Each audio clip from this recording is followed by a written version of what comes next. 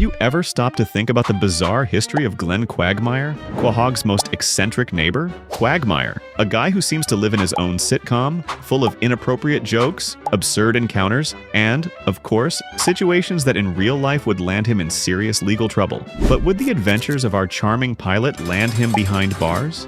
Today, we'll dive into Quagmire's most questionable moments and find out if he'd spend a good portion of his life saying prison. Get ready, because the list is long.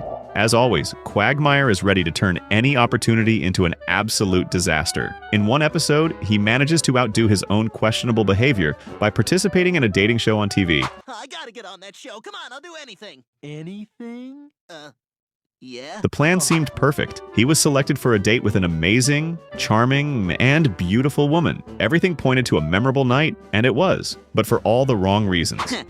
Alright. However, Quagmire being Quagmire can't help but ruin things. Completely forgetting that he's being filmed for a live TV show, he decides to put one of his brilliant plans into action. After serving the woman more champagne, he slips a substance into her drink that knocks her out instantly. Up until that point, it's typical behavior that earns him the worst animated human being trophy. Gay marriage? Ah, come on. Two halves can't make a whole without a hole. Giggity, giggity, giggity, giggity. But at the last second, while the woman is unconscious, Quagmire realizes that the TV was filming every move he made, and his bizarre attempt was being broadcasted to the whole world. Panicked and afraid of facing the consequences, he changes his mind. Instead of following through with his plan, he bids farewell to the woman. But in an even stranger way, he takes one of her sandals as a souvenir. Seriously, Quagmire? And leaves her unconscious outside the room, as if that would improve the situation. Oh, hey, forgot about you guys. If Quagmire tried something like this in the real world, he'd be facing serious legal problems and a near-guaranteed conviction. Putting any substance in someone's drink without their consent is considered drink tampering, and depending on the state, it could be classified as attempted assault or even attempted abuse. Even if he didn't follow through with his intentions, just the act of drugging someone would be enough for him to face several years in prison. He could also be prosecuted for putting the woman's life in danger by leaving her unconscious outside the room, which could worsen his sentence. Depending on the circumstances and local laws, Quagmire could face a sentence ranging from 5 to 20 years in prison, heavy fines, and the requirement to register as a sex offender. Ah, Glenn Quagmire, the king of disastrous decisions and unforgettable blunders. In the episode Blind Ambition, he reaches a new level of trouble that even for him is impressive. It all starts with the guys enjoying a game of bowling, celebrating Mort's perfect shot, while Lois decides to take a break and head to the women's restroom. I'll be right back. I'm gonna go tinkle. And, of course, as always, Quagmire disappears at the exact moment. Lois, now in the restroom, adjusts the toilet seat but starts hearing a strange voice, almost like a disturbing spirit. Instead of ghosts, it's Quagmire himself being inappropriate once again. Would you just sit down and go to the bathroom already?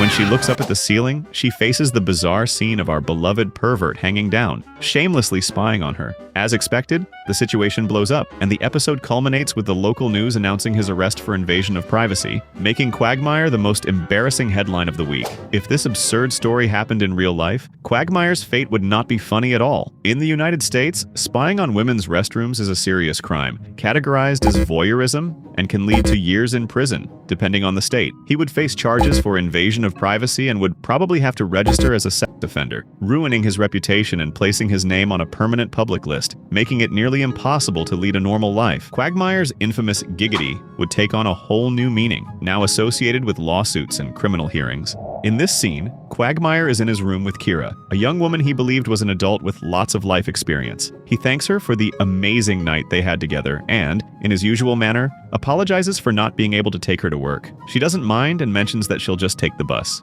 I gotta go sit in my den until you leave. Oh, that's okay. I'll just take the school bus. Wait, what?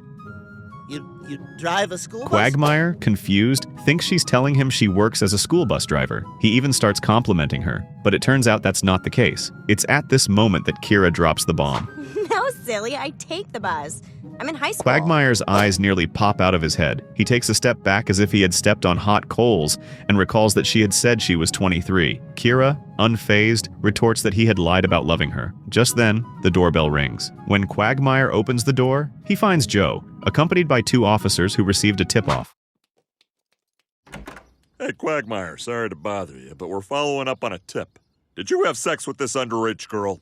I don't want to go to jail, but I really want to take credit. Quagmire, I'm afraid you're under arrest for statutory As if the rape. situation couldn't get worse, Quagmire still had the brilliant idea of sending everything he had filmed with Kira to his friend Joe's phone. All right, but let me just send the pictures I took of her last night to all my friends. Oh, yeah! Boom!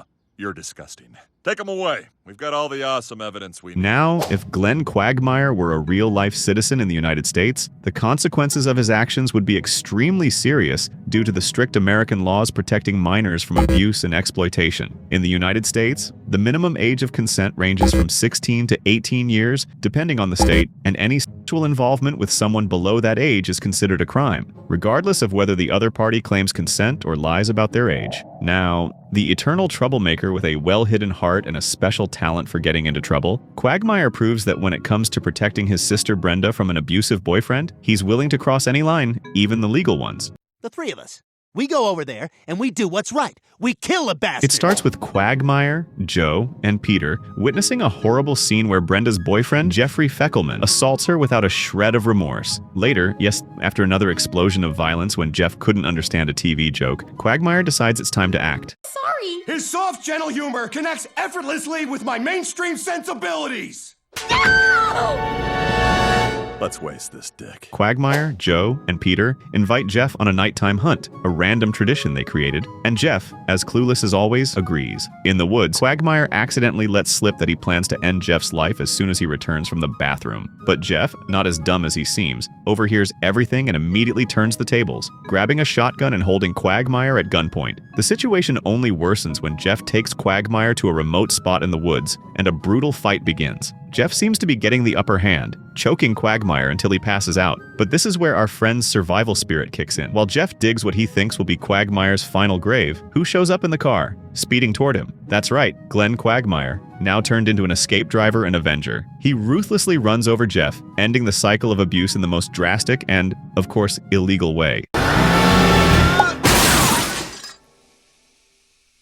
But if this were to happen outside the world of Family Guy, Quagmire would face serious legal problems in the United States. Even though he was trying to protect his sister from an abuser, the law doesn't allow anyone to take justice into their own hands. Quagmire would likely be charged with homicide, and his defense would depend on arguments such as self-defense or attempting to protect his sister from imminent harm. However, since he planned the attack, evidenced by his confession before Jeff grabbed the shotgun, this would complicate his defense. The homicide could be considered premeditated, which in many U.S. states results in life imprisonment, or, in extreme cases, even the death penalty, depending on the state.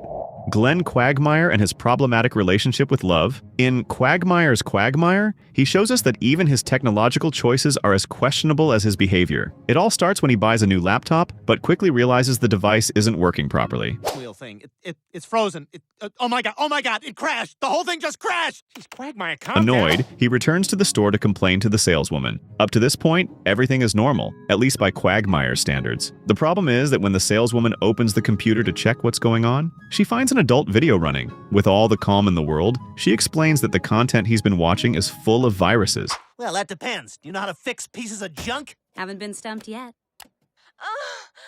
The saleswoman, trying to solve the problem professionally, recommends a safer platform to store similar content. But instead of feeling embarrassed, Quagmire gets even more excited and, impressed by her expertise on the subject, invites her out. Because, in Quagmire's world, nothing is more romantic than a technical debate about pornography and malware. It's such an absurd situation that it could only work in the Family Guy universe. Excuse me. I bought this laptop here yesterday, but when I got home, I noticed the apple already had a bite taken out of it. Now, if we bring this scene into the real world, Quagmire would be treading on highly dangerous ground. Possession of extreme pornographic material can be completely legal depending on the type of content. However, in the United States, there are specific categories of material that are strictly prohibited by law, such as any content involving minors, explicit violence, or activities considered illegal. If the material found on Quagmire's computer fell into any of these categories, he would face serious charges, including possession of illegal pornography, which can lead to prison sentences ranging from 5 to 20 years, depending on the state and the severity of the content. As we've seen, Quagmire, the master of turning bad ideas into even worse decisions. In the episode Forefather, he decides to be Chris Griffin's mentor, but in the most Quagmire way possible. Instead of playing baseball or having a life talk, Quagmire's brilliant plan is to take Chris to a nightclub. Because, of course, nothing better than taking a minor to a place full of strobe lights and dancers. Where should we sit? That's not up to me, kid. I follow the old divining rod. Whoa! As soon as they arrive, Chris, clearly out of his comfort zone, is approached by one of the women who tries to figure out his age. As always, Chris can't give a decent answer. How old are you? Old enough to know you're a whore.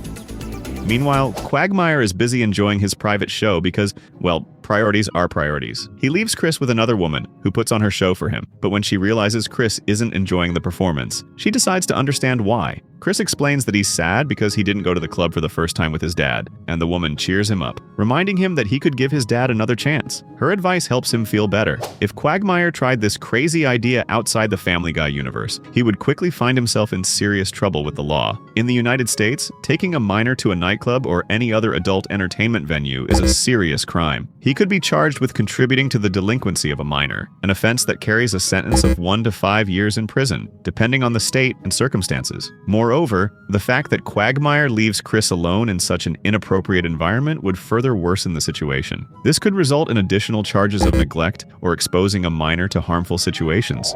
So, it's clear that Glenn Quagmire is much more than just an eccentric neighbor, right? The guy lives on the line between comedy and crime, accumulating more offenses than a police movie villain. In the real world, he wouldn't be so lucky. With 173 years of accumulated prison time, Quagmire would be locked up for generations, with not a single giggity to his name. But in Quahog, he keeps escaping unscathed, delivering laughs and absurdities that only Family Guy can provide. In the end, it's good to remember, the world is crazy, but only Quagmire can be Quagmire. Giggity, giggity. See you next time.